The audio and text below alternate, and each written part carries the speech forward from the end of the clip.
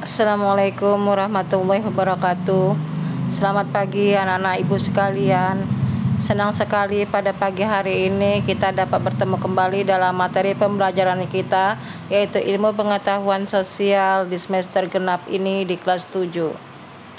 Baiklah anak-anak sekalian, kita mulai pembelajaran kita, yaitu tentang masalah periodisasi zaman praaksara berdasarkan arkeologi. Ini materi masih lanjutan yang kemarin ya anak-anak ya. Nah, sekarang kita lihat di zaman batu.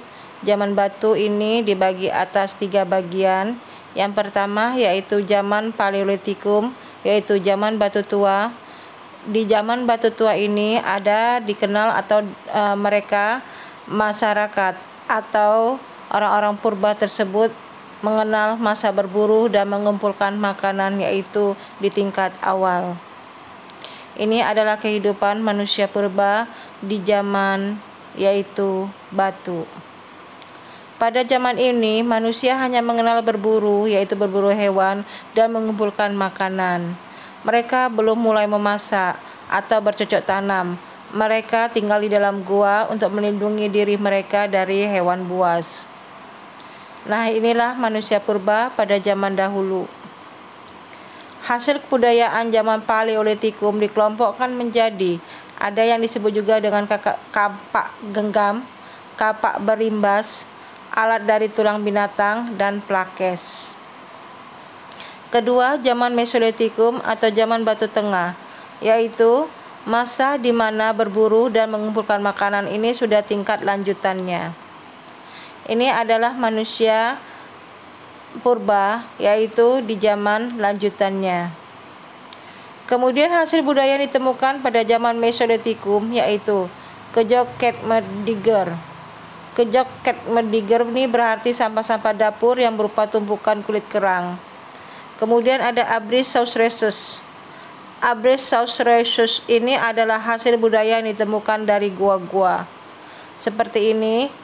Nah, ini adalah cap tangan daripada manusia purba, di mana lukisan-lukisan di dalam gua itu berupa cap tangan tadi diyakini sebagai bagian dari ritual agama. Ini dianggap memiliki kekuatan magic. Banyak ditemukan di gua Leang-Leang di Sulawesi Selatan.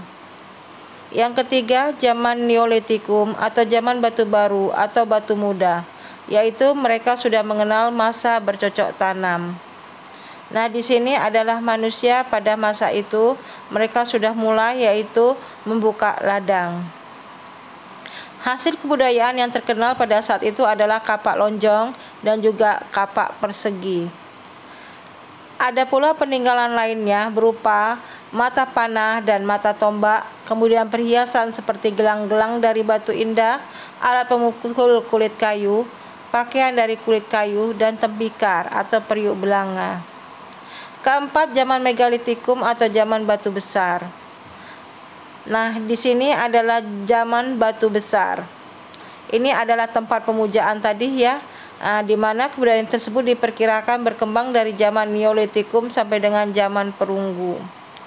Bangunan Megalitikum yang terkenal pada saat itu adalah berupa menhir, punden berunda-unda, arca statis, bangunan megalitnya. Kemudian di sini ada peti kubur batu, dolmen, waruga, sarkofagus, dan arca-arca dinamis. Kemudian kita masuki periodisasi berdasarkan perkembangan kehidupannya. Didasarkan atas perkembangan kehidupan, masa praaksara dibagi menjadi ada masa berburu dan mengumpulkan makanan, dan masa bercocok tanam, dan masa perundagian.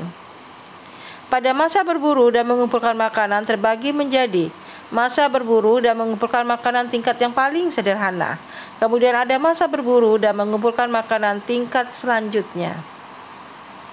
Masa berburu dan mengumpulkan makanan tingkat sederhana ini, manusia pada saat itu hidup di alam bebas. Mereka hidup berkelompok dan tidak menetap atau dikatakan dengan nomaden, di mana mereka itu berpindah-pindah. Ya, alat yang digunakan itu terbuat dari batu, kemudian kayu, dan juga tulang hewan. Masa berburu dan mengumpulkan makanan tingkat lanjutan. Manusia pada saat itu sudah mulai mereka bercocok tanam, hidup berkelompok dan mulai menetap, tinggalnya di gua-gua dan di lereng bukit.